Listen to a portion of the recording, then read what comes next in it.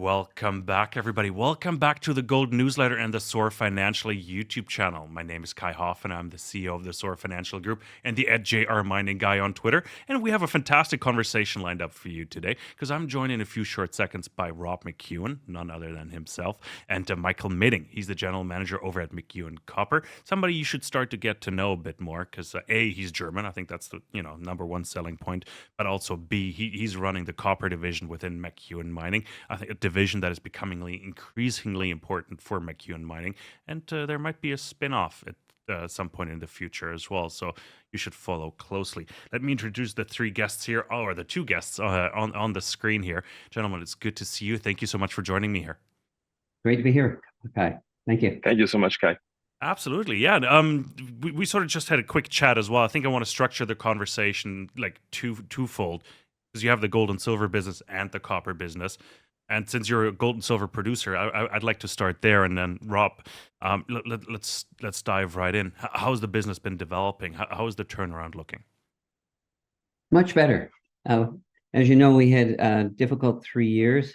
We underperformed, and right now we're looking at our operations. The first part of the year a little soft, but they're going to close on a nice mark.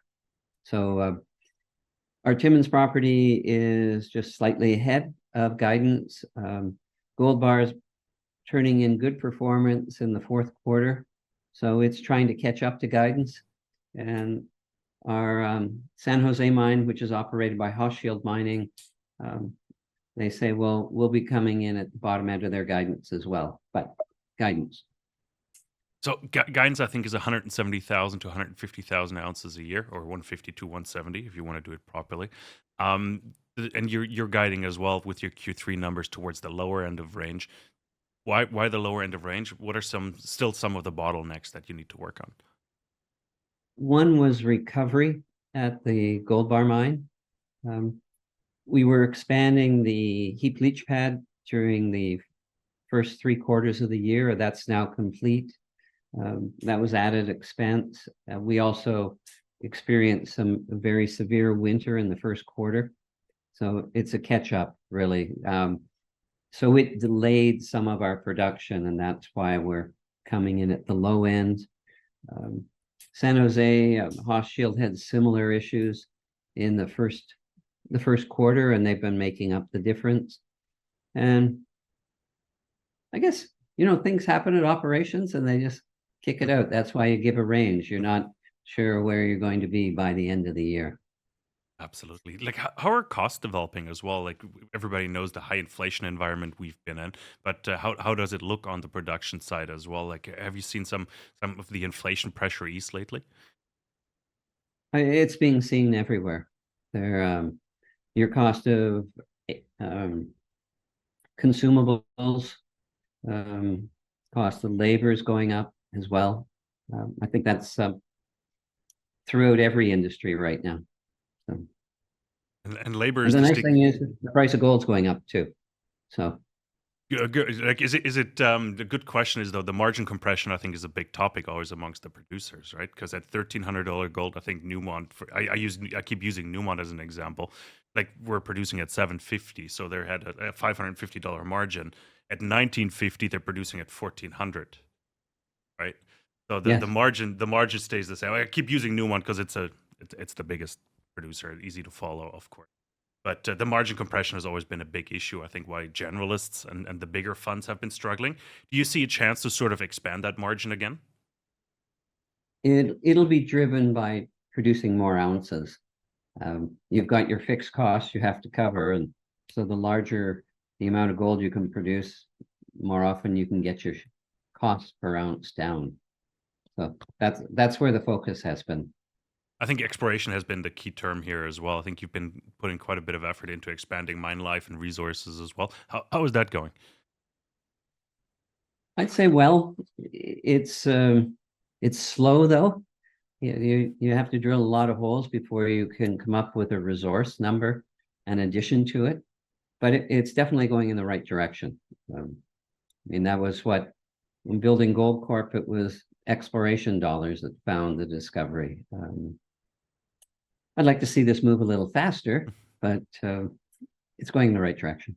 Do you have a little more wiggle room now in the exploration budget that things are looking better and looking up? Are you fighting for a bigger budget? Actually, next year will be a little smaller, probably in the neighborhood of 12 million. That's still a good size budget. We have some definitely very attractive targets. So we think we can get better definition around them in 2024. And now that you've sort of like went through that turnaround phase, and it seems like you got a handle on growth and stability, are you looking at M&A and all? I just mentioned to you before, like I was in Zurich, and I've seen a lot of cheap ounces, like meaning a lot of companies that are seemingly undervalued. Of course, everybody's got its, or every or every project has its warts, obviously, but there seem to be a lot of cheap ounces out there right now, especially in the area where you're active, Ontario, Quebec. A lot of companies have been sold down. Are you actively looking at all right now? Can you even afford to look? This is a great time to be looking. In the past several years, we weren't able to, given a shortage of revenue and high cost. I'd like to see a better currency price, meaning a higher share price, before we go out and acquire. But I do think right now is a time for investors to be accumulating in the exploration side and the junior producers. They're just, there's really interesting value out there. Allow me a macro question, real quick, Rob, as well, because everybody comes to you for gold price advice as well. Like, where are we in the gold price cycle? Because we're recording this on the day gold finally broke through $2,000 again. What does that mean in general? Like, can you put some perspective around that, real quick, for us as well? Gold's going up. I mean, it's good to look at the price of gold in other currencies beyond the dollar and seeing how it's moving, because it's really gained a lot of strength in many currencies, and it's a reflection of the debasement of currencies.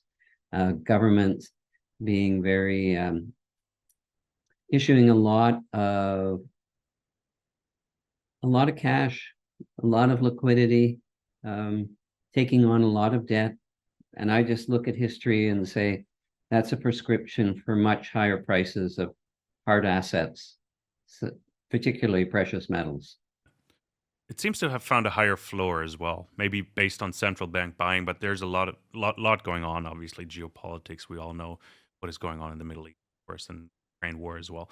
So, let's put a bow around that. I think, Michael, you've been sitting there patiently with us as well. Um, you get to work on the fun side of the business a little bit. While Rob is more on the gold and silver side, I'm going to put you in the coppers on the copper side here, and you're getting a lot of attention right now in the market for the copper business and the copper, the project Los Azules down in Argentina. Run us through a bit of the recent highlights. I know we've spoke about 6 months ago roughly, but you have been working diligently towards a feasibility study. What's the status? Oh, I don't hear you. I don't hear you, Michael. Thanks. About 2 years ago, Rob brought forward to the board of McEwen Mining the idea of separating out McEwen Copper. McEwen Copper is made out of two assets, Elder Creek in the Battle Mountain Copper Strand and the Los Azules project in San Juan in Argentina. And the idea was to finance and develop it separately. And I've had the privilege to play an important role in this going forward. What is interesting about especially Los Azules? Los Azules is a world-class resource, not in the hands of a major. It was ranked by Mining Intelligence as the 8th largest undeveloped copper resource. Argentina is an emerging Tier 1 lithium copper mining jurisdiction. There are a lot of companies, all big mining companies are now active in Argentina. This hasn't been the case in the past. We have developed a very strong PEA that is robust with its economics through the price cycles. Then there's a strong focus on innovation. Rob is very strong on innovation, and we hired a specialist in the Green Living Building Alliance to help us develop guiding principles of how to build a mine for the modern world with regenerative principles deeply anchored and very low carbon intensity. Then we have the significant upside potential through our partner from Newton. We only go through in the PEA. We only go through about less than 40% of the resource, and technology like Newton could unlock that additional value. We are backed by key strategic partners. We are backed by Rio Tinto and Stellantis. Rio Tinto, second biggest mining company in the world, put in 65 million. Stellantis, fourth biggest car maker in the world, put in at official FX rate about $275 million. So there's strong backing. We have been able to build a very experienced local management team. Out of the 10 managers that are running the organization, 3 are only outside of Argentina, and the rest is Argentine. And I think you need that in countries where there is the need to be able to navigate difficult waters, and you need people that know how to get things done. And that's where I'm coming to now. I mean, we had drilled the best or the biggest drilling campaign since inception last season, 39,000 meters. And we're now set up for 48,000 meters. We had 15 drill rigs last season, out of which we owned 4. I'm not aware of any exploration company that owns drill rigs. Then we bought another 4, and now we have 17 rigs at site, and 16 are turning. And we have a program to drill 48,000 meters. That is what we need in between resource, deep resource, geotech, hydrology, hydrogeology, to be able to deliver the feasibility study by the end of 2024. And we hope that we can replicate or potentially improve on what we have seen in the PEA, which was very, very strong economics. I mean, I can quickly repeat that. We have life of mine in what we call the base case of 27 years. We have a strip ratio relatively low, 1.16. We have a copper production to cathode. So the final product is what we are producing in the Andes that can be used also in Argentina in industrial processes. It's about 4 million tons.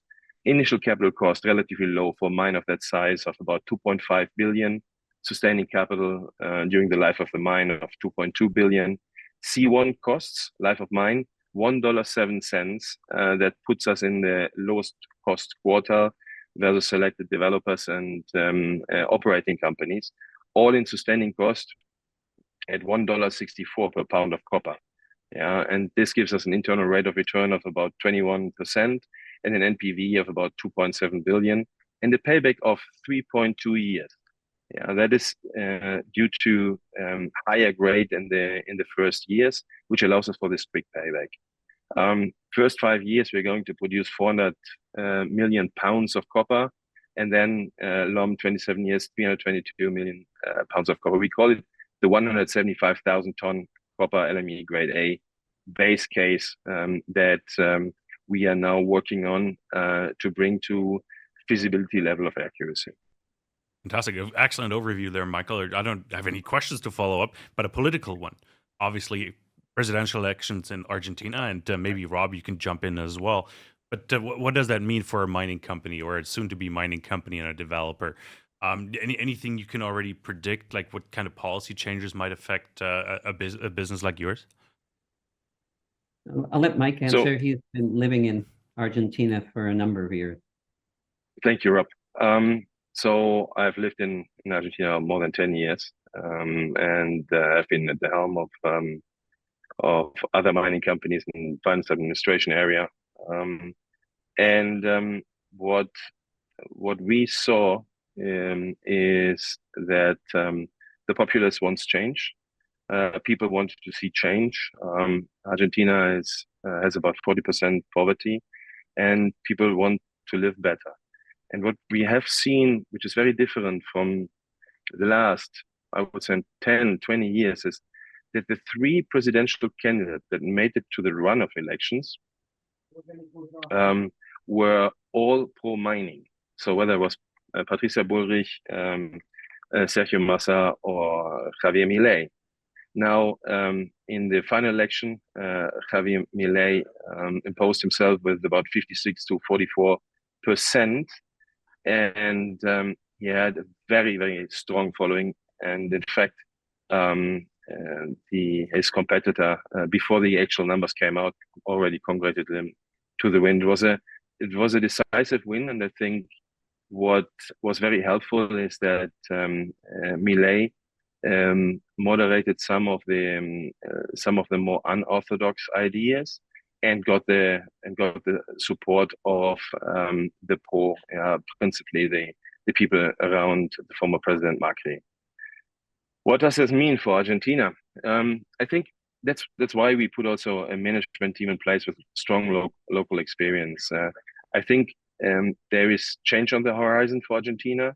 We hope that it is change for the better. Milei is pro-market, pro-trade. He sees mining as an important factor for progress and development in Argentina. There are lots of projects that are waiting for the right and macroeconomic conditions to go forward. Ours certainly will be soon one of them once we have our feasibility. The thing is that now he needs to push down all those reforms without having neither majority in the lower house nor in the Senate. So he will need to build alliances.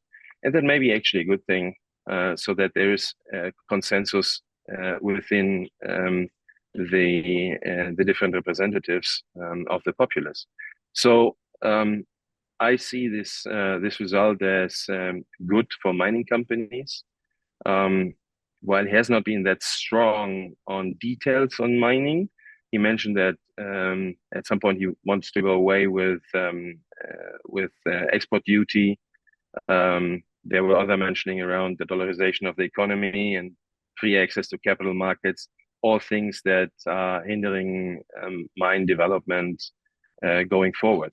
But on the other hand, I mean, we are building a multi-generational mine.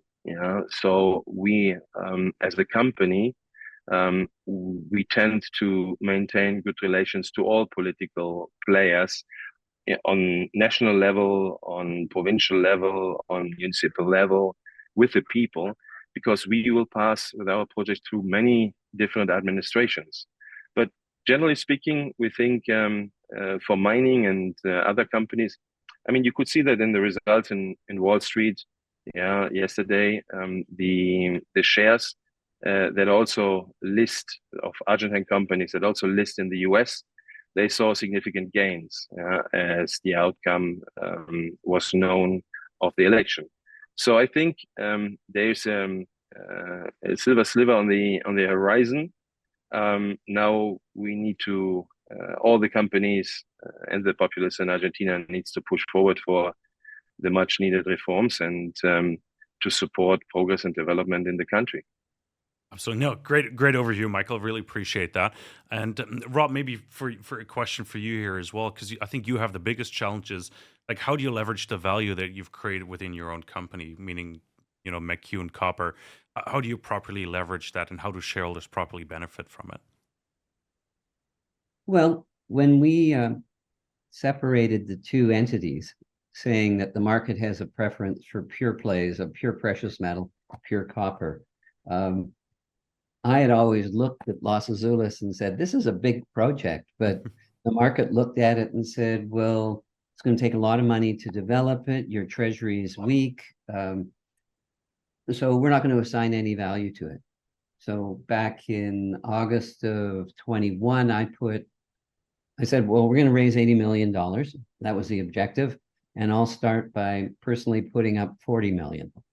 And I thought it would be quite easy to raise the next 40, but it took about a year, and we closed on a deal raising the 82 in the end of August of 22. At that point, Rio Tinto came in for 25 of the 82, and we valued it at 175 million at the time. Since that, we've done two other financings. One, the first at 10, the second at 19. The one we just completed in October was at $26. And although our interest in McEwen Copper has declined percentage-wise, the value has increased from basically zero in the minds of investors to 175 to $382 million. And that translates into roughly $7.50 a share value behind every share of McEwen Mining. And that was the exercise to lift that value up. And we think there's a lot more room there. We can compare it to two other projects in Argentina in the same province, the Filo project and Jose Maria. Jose Maria was purchased for $485 million. And Filo's trading at around just under 1.7 billion. So we think we're closer to infrastructure, highways, and power. We're at a lower elevation. We're in the lowest cost quartile, whereas Jose Maria is in the highest cost quartile. So on a comparative basis, you could look at it, and we're also a larger resource than either of them and a higher copper grade. So we've got quite a bit of room still to go. And so when do we do, we're looking to do an IPO, but when the market's right. We have thought maybe we create a royalty company that we think about distributing to shareholders. When you start distributing equities, there's some tax issues there, and we don't want to put our shareholders in a position where as soon as they receive something, they have to pay tax on it. That's not the name of the game. So right now we're maximizing it within the value of McEwen Mining. We think there's a value range of up to $29 a share behind every share of McEwen Mining when you include the gold and silver and a portfolio of 5 royalties, non-performing royalties at the moment, but they're royalties nevertheless. How much cash is in the company right now itself? Well, that's an interesting question, because up until we did this recent financing, we owned 50%, greater than 50% of McEwen Copper. And accounting convention has it that you consolidate all of the financials of McEwen Copper into McEwen Mining. So our cash reflected the consolidated cash. It reflected the total expenses. So big cash value, large expenses, a large loss shown at that. So in October, we went below 50%. And in the fourth quarter, year-end numbers, you're going to see a deconsolidated statement. The cash will be in the neighborhood of probably 10 to 15 million. We've reduced the debt from 65 to 40, and we'll keep moving forward on that basis. Our expenses will be much lower, and you'll likely see a unrealized gain that will generate a large profit because of the deconsolidation. Fantastic. Rob, I know you have a hard cutoff, so I have a couple more questions for Michael. I'm not sure if you're still okay for time. I have a car picking me up right now to take me to the airport. Okay. So I'm gonna one question you asked just before the session started was, what was the question in Zurich? And exactly. A lot of people were asking, how did you raise the money? At a time when the market was very soft, we have raised privately for McEwen Copper just under $400 million using the official Argentinian exchange rate. And we went to what I would say unconventional sources for a large portion of that capital. And I think the industry needs to be looking to other sources of capital, because many of the traditional sources are out of the game right now. So you just have to appeal. I mean, Stellantis came in and they were the first car company in the world to buy into a copper deposit. And I think you'll see more of that, and the industry just has to be a little more curious and inventive about where they go looking for money. No. So, Perfect. but Like you it's opened the door there. to my next question there, Rob. I was going to ask Michael about how that Stellantis deal came together and what they're looking for.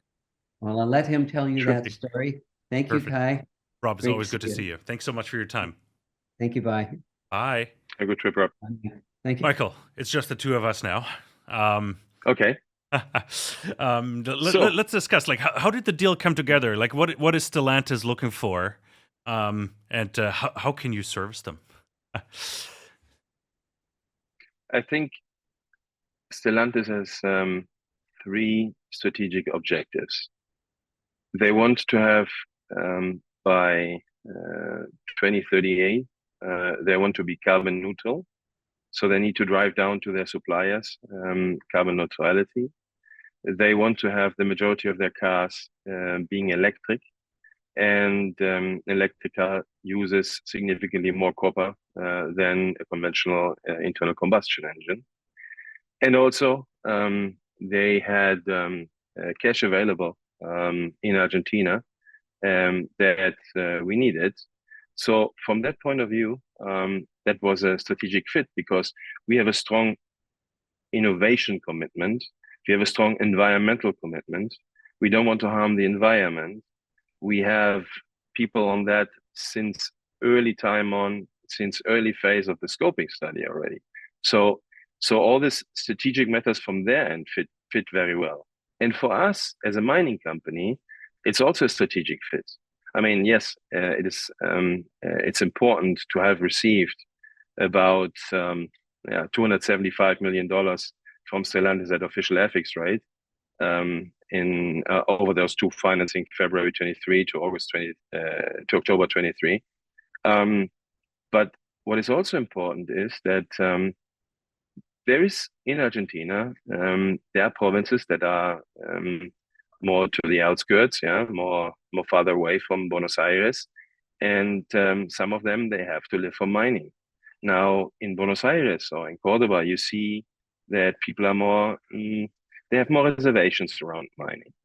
Now Stellantis has about 26,000 employees, own and third party, in between Buenos Aires and Cordoba. And that means we now bring the copper story, the copper that is going to be produced in San Juan in Argentina, to cars that may be used in and may be produced in Cordoba and Buenos Aires. So those families also depend now on our mine performing in the future. So I think that is a very strategic contribution for us going forward. And as Rob said, I mean, this was an unconventional way of financing. We looked at the value chain and we said, okay, where is copper used? And what are the companies that could have, beyond what we believe is a good financial investment, that want to be long-term with us? And part of that is also that we have developed something very novel, which is an option for an off-take at market for the future, where Stellantis can, according to their share percentage, their ownership percentage, can buy part of the production in the future at market prices. So now you cannot get green copper, copper that is carbon neutral. We aim to be able to do that by 2038. And we think that there is a premium that we can command in the market for this. And there will be not a lot of companies that have this opportunity to actually produce low carbon copper, green copper. Interesting how that came along. And like as you said, Stellantis is one of the first ones to make such a move as well. Like, what was the final trigger? Was it really just more on? My guess is it's almost more on the social side, like on the ESG side, sourcing its own copper, green copper as well. Like, was there a trigger to it that? Because you also mentioned at the beginning they had money in country. Mm-hmm. So I think it's a combination. We contacted Stellantis and had conversations, and they said, "Hey, why don't you come by in Buenos Aires and present us to our BDNL team what is mining all about. And I said, sure, tomorrow or when is a good time? And so we did that presentation, and the guys then said, well, we would like to see the project. So we organized an extensive trip to our project, and then we showed them what we do in terms of ESG, in terms of our social commitments, the work we do in communities. And they said, well, that is actually quite impressive for a company that is an exploration company. So I think that was one of the triggers, and the other is the copper. I mean, for Stellantis, they in their minds see that there's a significant copper supply gap, specifically on carbon neutral copper coming up, and they want to ensure that they have for their suppliers the copper that they need to be able to successful in their forward plan, as they call it. Fantastic. Awesome. No, thanks for clarifying that. I have one last question for you, Michael, while I have you. Sure. Is it about Rio Tinto and the Newton technology? I know you haven't put out any news releases or anything, but I'm curious, like, how is the process working? Whatever you can share with us here. Just curious, because they recently upped their investment into McEwen Copper as well. So I'm wondering if there was a trigger internally for that investment. So we haven't yet received the final reports on the phase one testing with Newton. We have ideas on recovery rates, but we need to take down the columns, do geochem analysis on the tailings, what is left in the columns.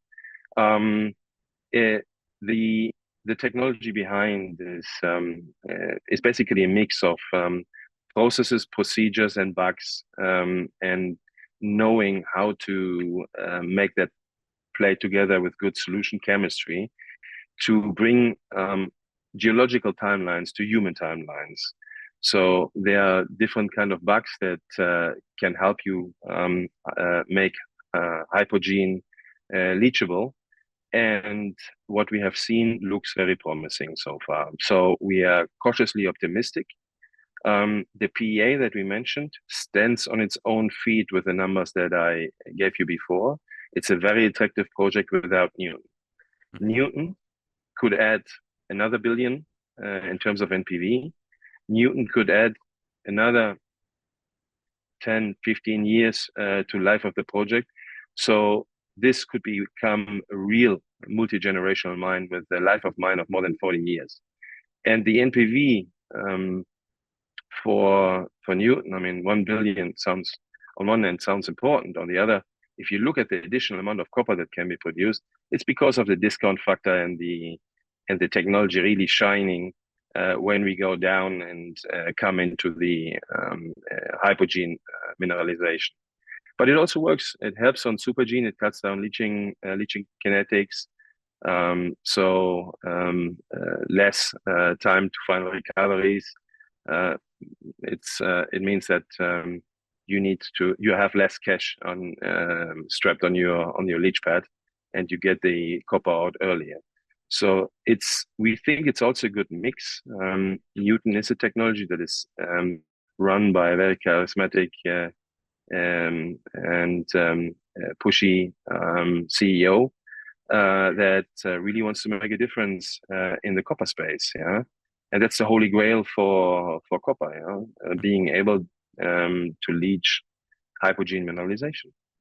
No, fantastic. Awesome. Michael, like very last question I ask all my guests that, and might be a bit unfair since Rob left, but what are some of the next catalysts? I'm not sure if you can speak for McEwen Mining itself, but what are some of the next news items? And if you can't speak for McEwen Mining, what's next for McEwen Copper?